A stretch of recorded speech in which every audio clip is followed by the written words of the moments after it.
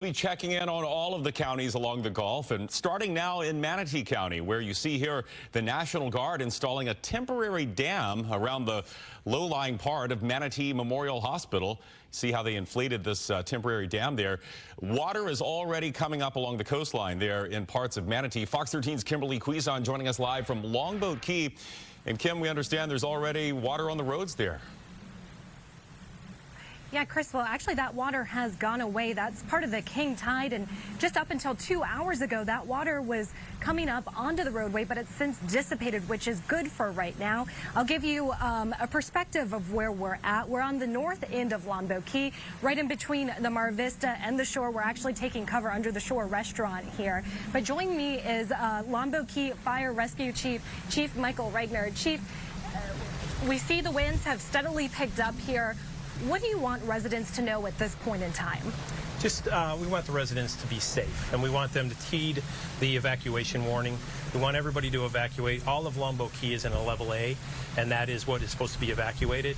We do see people still out on the island, so we want them to evacuate. Now is the time before we really start to see, you know, some of the surge and some more wind. We're just getting it now, just starting to see the effects of it, and we just want everybody to, you know, be cautious and be safe, and go ahead and evacuate now while you still can.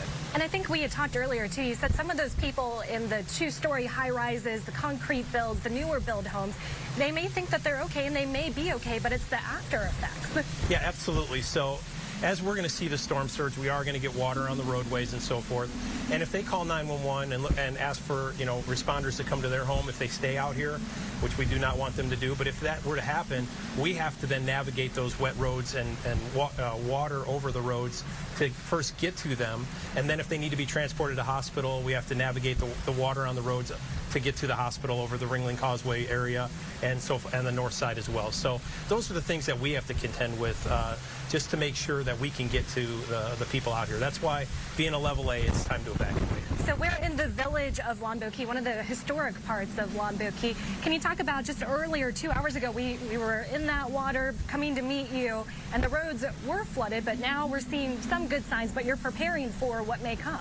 Yeah, absolutely. So out here on the north end of Longboat Key especially, when it's a high tide, normal, we do get flooding in the streets. People are aware of that. It's that storm surge that we're worried about, that we're going to see out here.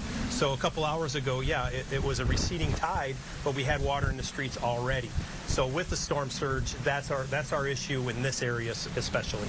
Thanks, Chief. Is there anything else you'd like to say? Again, just be safe throughout the entire storm for yourself and everywhere you're going to be, and we just want everybody to be safe and be cautious. Well, Chief, thank you for everything that you and the crews are going to do. I'm sure we'll see you tomorrow at some point, maybe. Thank you.